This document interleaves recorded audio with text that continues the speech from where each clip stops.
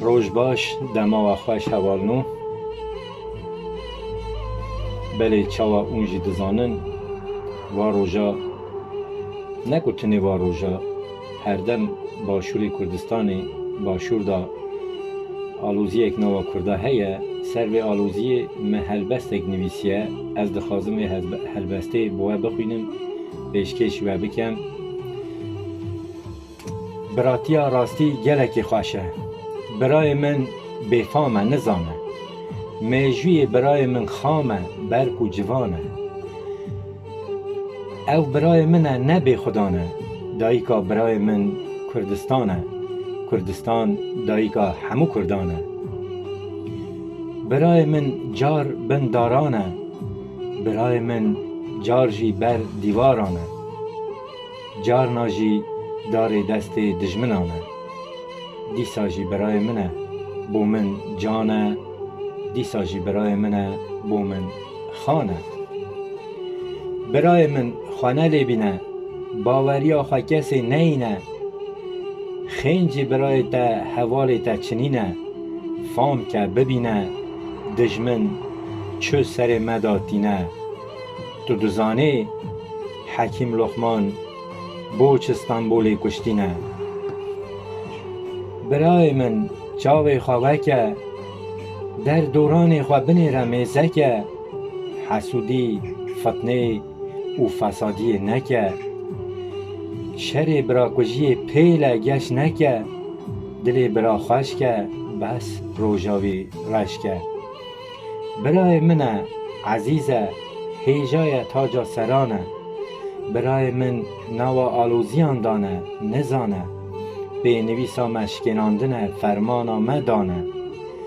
دوست و حوال من راستی جی نمانه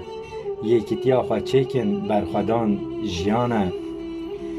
دلی دایکا مدا تجخوینه حیسیرین چاوی دایکان دا کس نابینه ماقی آر و رومتا و چنینه بندستی بسه را و سر خورونه روژا خیرتیه برای خواه بندستی درخینه هر مالباتکی دا سرخاشی اوشینه بویر چیبونه چونه درباز بونه ای روشون دا رخ کجری برا نرونه آزادی و سرفرازی نیزی که دور نینه همه جهان مدناسه زانن امکینه شروان آزادی آشکرانه آبوجینه با کرد و کردستان هر دم فدایینه حال و مال کیوان شخصی چنینه فلسفه جیان دا رومتا هری بلند سکنینه همو جهان سر مرخازی آوان عجب ماینه شرم مالا برزان عیبا رشه نه طویل دنیر خیانت آوان نخوشه برای خود دفروشن او شولکی فحشه گلی کرد و خیانتی تجار نابخشه خیانتکی مزنه عرده او حتی عرشه